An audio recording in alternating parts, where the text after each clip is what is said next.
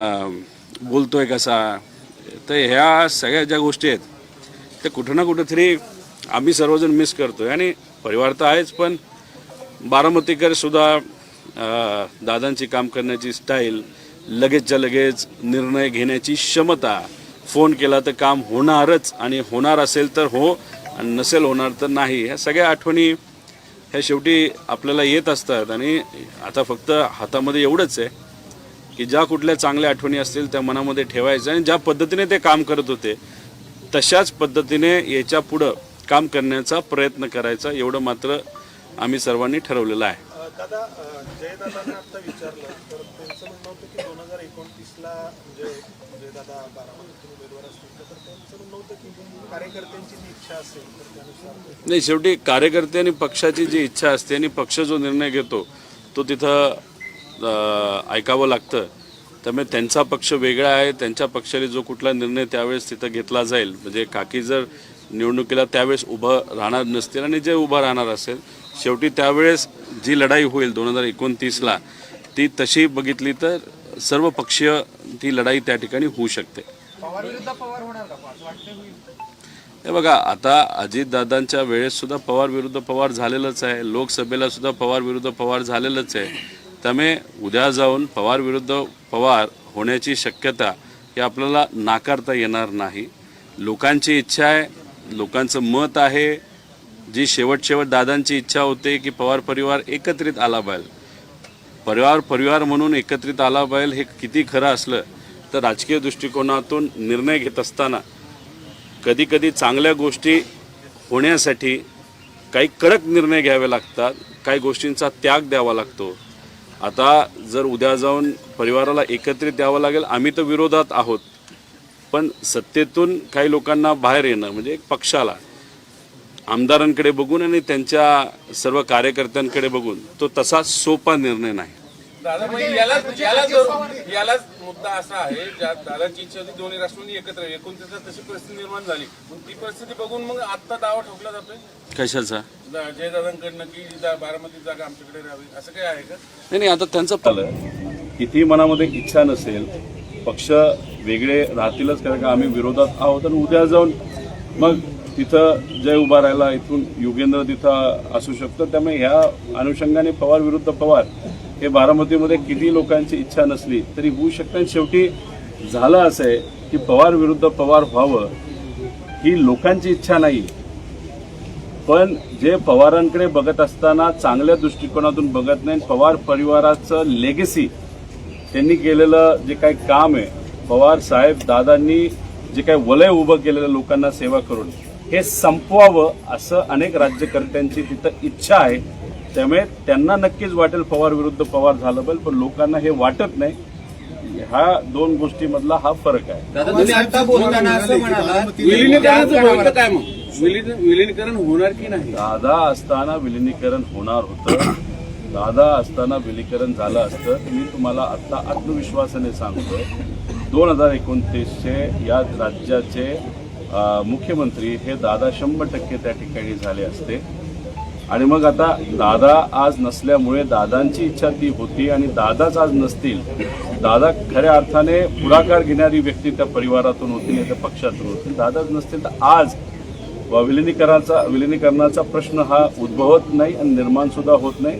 आम्ही प्रचाराला, आज अनेक लोकांचं म्हणणं आहे तुम्ही प्रचाराला का फिरताय, अरे आमची काहीतरी जबाबदारी दादांच्या प्रती. आज दादा नाहीत आपल्यात, त्यांचा ऍक्सिडेंट कसा झाला, काय झालं हे तर आम्ही शोधतो. जे पण दादा नसताना दादांकडे बघून पोट निवडणुकीमध्ये लोकांनी निर्णय घेतला असला, भावनिक दृष्टिकोनातून तिथं प्रचाराला येणं हे आम्हाला योग्य वाटलं. त्यामुळे व्यक्तीच्या प्रचाराला आम्ही त्या ठिकाणी आलेलो आहे. त्याचा अर्थ विलिनीकरण हे काही चर्चेत आहे नाही तर होणार असा त्याचा अर्थ निघत नाही. हे पूर्णपणे आमच्या सगळ्यांचा भावनिक निर्णय होता. पवार साहेबांनी जर तुम्हाला दबाव टाकला किंवा तुम्हाला जर संधी दिली बारामती विधानसभा, तुम्ही लढाल का?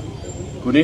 पवार साहेबांची जर इच्छा असेल की रोहित पवारांनी बारामतीतून लढावी 2029 तर तुम्ही लढाल? आता जेव्हा विधानसभेचं गेलं इलेक्शन होतं, परिवारातल्या अनेक लोकांची अशी सुद्धा इच्छा होती जे लोकसभेला झालं ते विधानसभेला होऊ नये. पण ठीक आहे, निवडणूक झाली तर पवार विरुद्ध पवार विधानसभेमध्ये त्या ठिकाणी झालेलं आपण सर्वांनी बघितलं.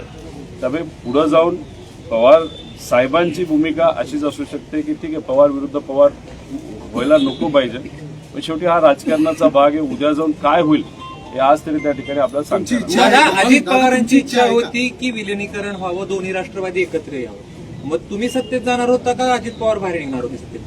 तुम्ही दादांची भाषणं जर बघितली, तुम्ही जिल्हा परिषदची भाषणं बघा, नगर परिषदेची भाषणं बघा, पिंपरी चिंचवड आणि पुणे महानगरपालिकेची भाषणं बघा.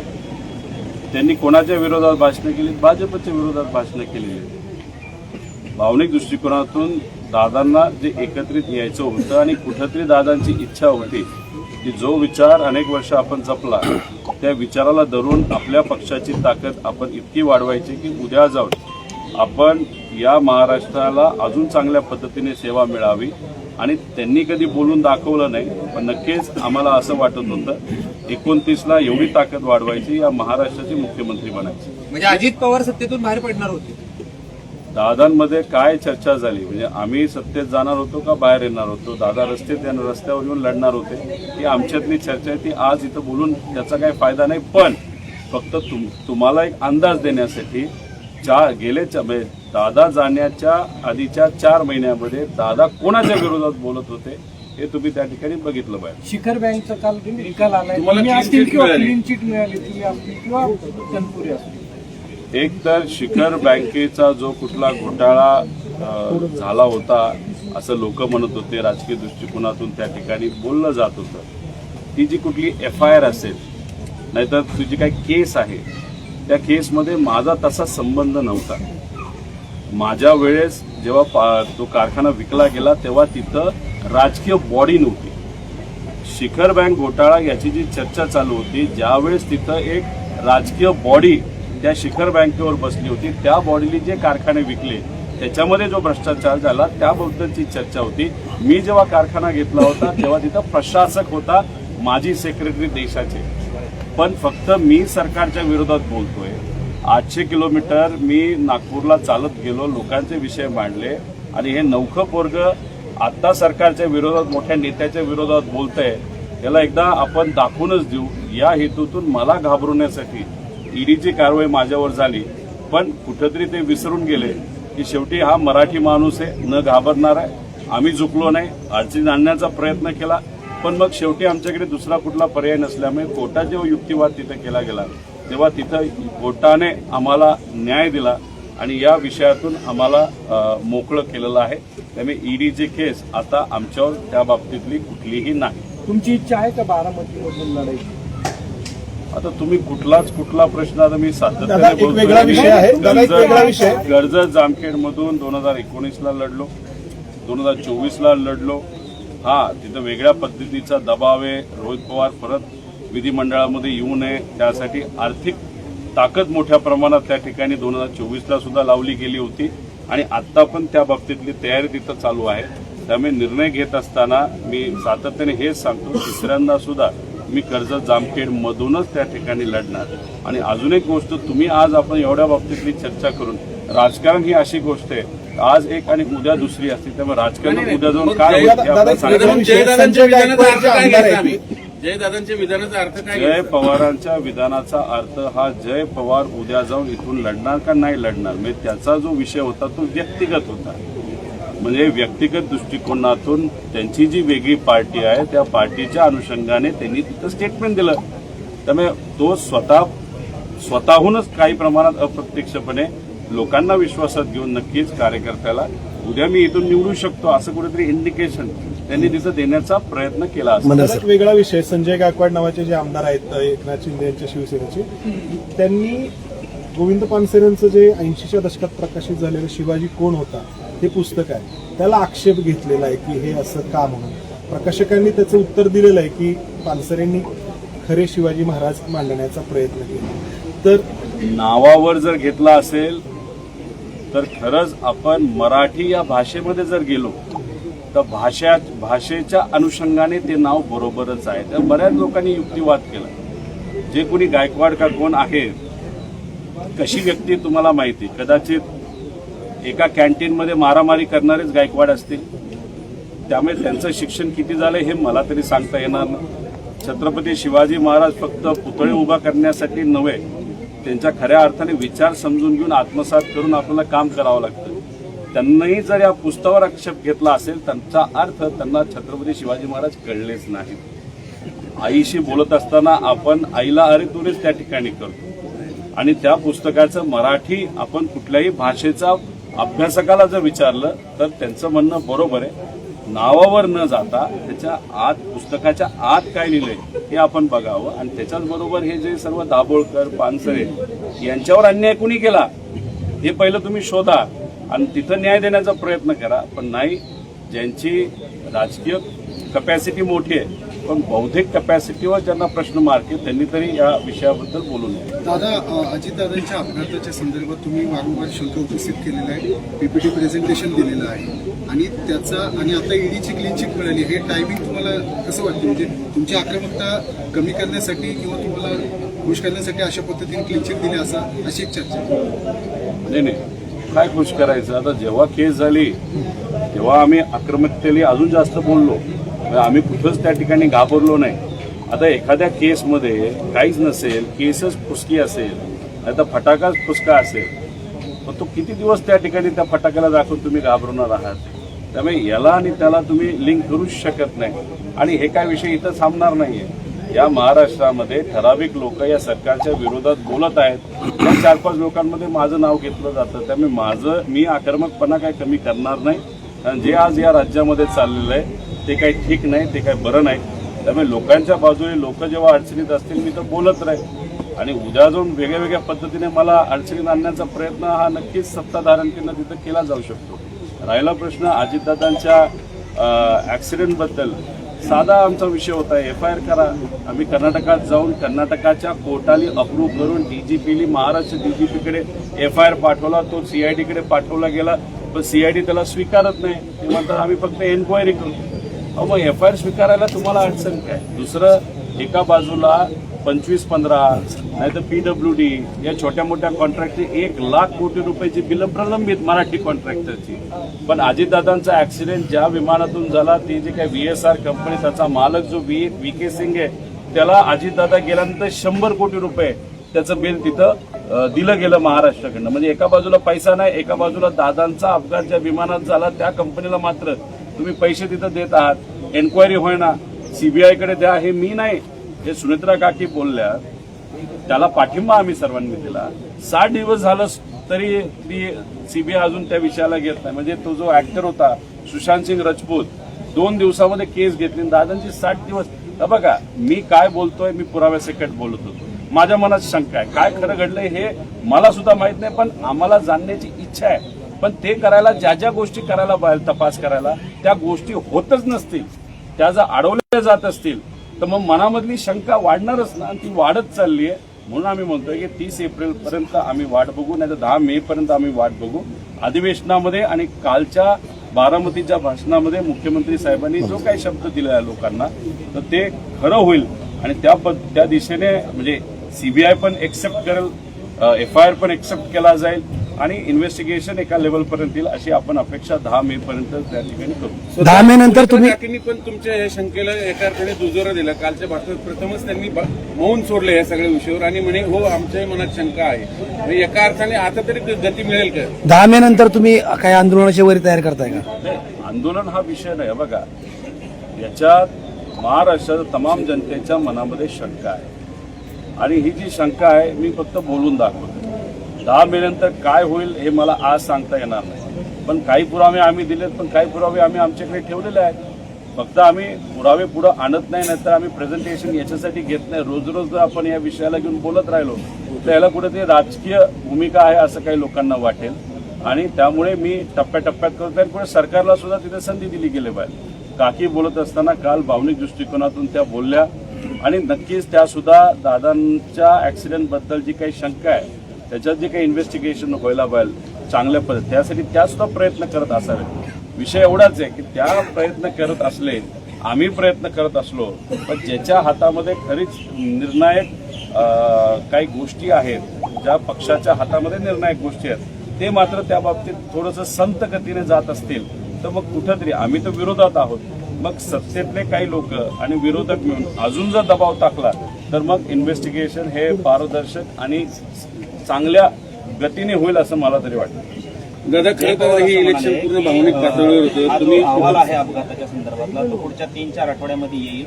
मात्र मी आता असं म्हणू शकत नाही की हा अपघात आहे की घातपात आहे, कारण कुणाचं मी दिशाभूल करू शकतो नाही. जय पवारांना मला सांगायचंय, तुम्ही किती आत्मविश्वासाने सांगितलं की पुढच्या 2 आठवड्यामध्ये AIBचा फायनल रिपोर्ट येईल, तर तो अजिबात येणार नाही.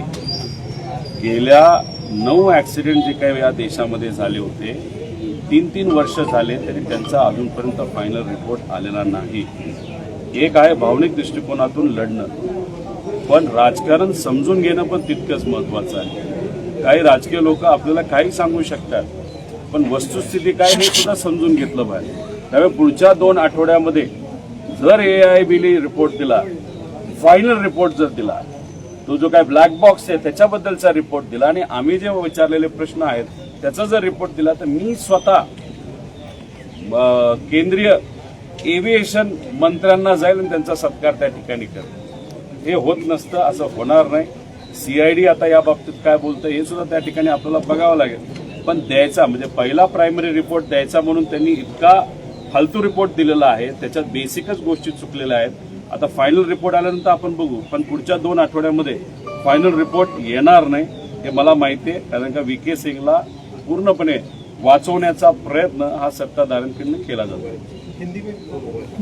दादा, एक खरं तर हे इलेक्शन थोडं भावनिक होतं, त्यामुळे तुम्ही सगळं पवार कुटुंब एकत्र प्रचारात उतरले सगळे. आणि आता आज मतदान होते, विषय संपला, कारण तुम्ही विरोधात आहात, ते सत्तेत आहेत. हे राजकीय तुमची नशील दोघांच्या वेगळ्या वेगळ्या भूमिका आहेत. मग आता इथून पुढे तरी तुम्ही पूर्ण ताकदीने विरोधक म्हणून समोर येणार की नाही? तुम्ही बघा, काल परवा पार्लमेंटमध्ये जो काही तमाशा भाजपकडनं आणि सत्ताधाऱ्यांकडनं केला गेला, डिलिमिटेशन बिल हे आणण्याचा लपून छपून प्रयत्न केला गेला, खासदार वाढवण्याचा लपून छपून प्रयत्न करून अशाच राज्यामध्ये खासदार वाढवायचे की ज्याच्यामध्ये उद्या जाऊन खासदार हे निवडून येतील त्यांच्या विचाराचे, आणि संविधान उद्या जाऊन आपल्याला बदलता येईल. हा जो प्रयत्न हाणून पाडल्यानंतर महाराष्ट्रामधून अनेक विरोधातले नेते बोलले, पण सगळ्यात जास्त आक्रमण मी बोललेलो आहे. आणि आज हा पक्ष म्हणजे अजितदादांचा पक्ष, भाजप, एकनाथ शिंदे साहेबांचा पक्ष यांनी त्या बाजूनी मतदान केलेलं आहे. आम्ही जेव्हा आज बोलत आहोत ते भाजपच्याच आणि भाजपच्या विचाराच्या विरोधात बोलत आहोत. संध्याकाळी 5 नंतर म्हणजे एक तर इथं विरोधात कुणी तिथं नाहीये.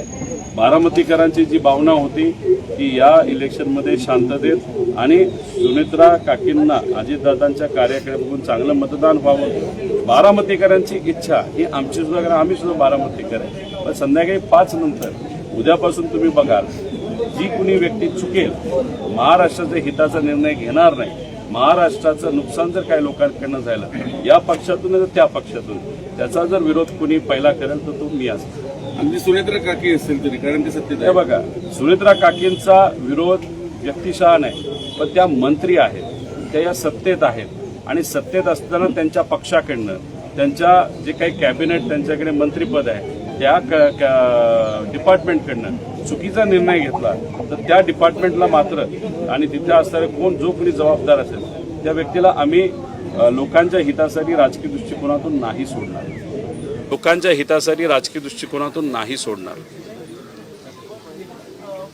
आज अलग ही माहौल में बारामती चुनाव ने अपने मतदान का रिवाज क्या कहेंगे, काफी इमोशनल सेंटिमेंट्स हैं यहाँ पर? नहीं, बहुत इमोशनल सेंटिमेंट्स है. अगर आप देखो यहाँ पे अजीत दादा का काम, अजीत दादा के ऊपर प्यार देखते हुए लोग आ तो रहे हैं, लेकिन उनके चेहरे पे कहाँ पे भी वो स्माइल नहीं है. वो जो एक्साइटमेंट होता था, अभी मतदान करना है, अपने नेता को चुन के लाना है, वो कहाँ पे भी एक्साइटमेंट नहीं दिख रहा, क्योंकि एक बहुत बड़ा नेता हमारे से निकल गया है, हम चल बसा है. तो अभी वो नेता आज नहीं, लेकिन उस नेता को देखते हुए यहाँ पे सुनेत्रा काकी जो है उनको बहुत अच्छा मतदान होगा ऐसे हम सबको लगता है. लोगों को हम विनती करेंगे, अभी वातावरण वैसा गर्म है, मतलब टेम्परेचर, वेदर भी बहुत गर्म है, फिर भी लोग आए और मतदान वहाँ पे करें। कुछ कुछ एरियाज़ पे खास करके सिटी में लोगों के नाम जिस बूथ पे आने चाहिए थे उस बूथ पे न आके थोड़े से दूर वहाँ पे गए हैं। तो वहाँ का जो कार्यकर्ता है उससे बात करके दूर भी होगा तो भी जाओ, मतदान करो, अच्छा मतदान दादा को देखते हुए सुनित्रा काकी को वहाँ पे करो। और सुनित्रा काकी को इस देश में सबसे ज़्यादा लीड से जो रिकॉर्ड है 2,14,000 का है और मुझे विश्वास है बारामती का सुनित्रा काकी को 2,50,000 के आगे से वो आगे चुन के देंगे। लेकिन मतदान उस लेवल पे होने की जरूरत है। दादा आपसे पहले हम जय दादा से बात करेंगे तो मुझे सवाल तय किया गया कि 2029 में कई लोगों ने स्टेट की कार्यकर्ताओं की इच्छा है तो 2029 में कहीं और देखने मिल सकता है। ये देखो, लोकसभा में पवार वर्सेस पवार हुआ, विधानसभा में पवार वर्सेस पवार हुआ और अभी आगे जाके 2029 में होगा नहीं होगा, डेफिनेटली दो पार्टी के बीच में का वो डिसीजन होगा। पवार परिवार या बारामती कर जो है वो नहीं चाहते पवार वर्सेस पवार वहाँ पे हो, लेकिन जिसके साथ अजित दादा का पक्ष आज है वो डेफिनेटली चाहते हैं कि पवार वर्सेस पवार हो, क्योंकि ये जो बहुत बड़ी पार्टी है जो सत्ता में आज है उनको पवार परिवार का जो लोगों का ताकत है, लोगों के बीच में पवार साहब के प्रति, अजित दादा के प्रति जो प्यार और आदर है वो खत्म हो जाए ऐसी उनकी इच्छा है। इसलिए उनकी इच्छा होगी पवार वर्सेस पवार हो, लेकिन फाइनली डिसीजन दो पार्टी का वहाँ पे होगा। लेकिन आगे जाके ये भी हो सकता है जैसे विधानसभा लोकसभा में हुआ, 2029 में भी पवार वर्सेस पवार हो सकता है। अकबर की मौत को लेके जो जांच पड़ताल चल रही है, अब तक क्या आपके सामने आया है कि सीबीआई को ट्रांसफर करने की बात बस हो ही रही है, लेकिन डीजीसीआई ने एक समन भी किया था। सुशांत सिंह राजपूत का केस 2 दिन में सीबीआई ने टेकअप किया था। अजित दादा का केस सीबीआई के पास सौंप दिया जाए ऐसी विनती अजित दादा के पक्ष के जो प्रमुख नेता उन्होंने की। वो तो सत्ता में 60 दिन हुए, अभी तक सीबीआई ने ये केस एक्सेप्ट नहीं की। जो एफआईआर है महाराष्ट्र में नहीं हुआ, हम कर्नाटक से लेके आए। कर्नाटक में भी जब हम एसएचओ या पीआई के पास जब गए थे, एफआईआर उन्होंने एक्सेप्ट किया। वो एफआईआर बेंगलोर के एक लोकल कोर्ट को भेजा गया, उन्होंने अप्रूव करने के बाद डीजीपी ने कर्नाटका के महाराष्ट्र डीजीपी के पास भेजा, सीआईडी के पास गया है, लेकिन वो एक्सेप्ट नहीं करना चाहते। वो बोले हम इसका इन्वेस्टिगेशन नहीं करेंगे, हम इसका इंक्वायरी करेंगे। ये तो गलत चीज़ है। तो अभी इन्वेस्टिगेशन के बारे में अगर बात करें तो डेफिनेटली स्लो ये इन्वेस्टिगेशन वहाँ पे चल रहा है।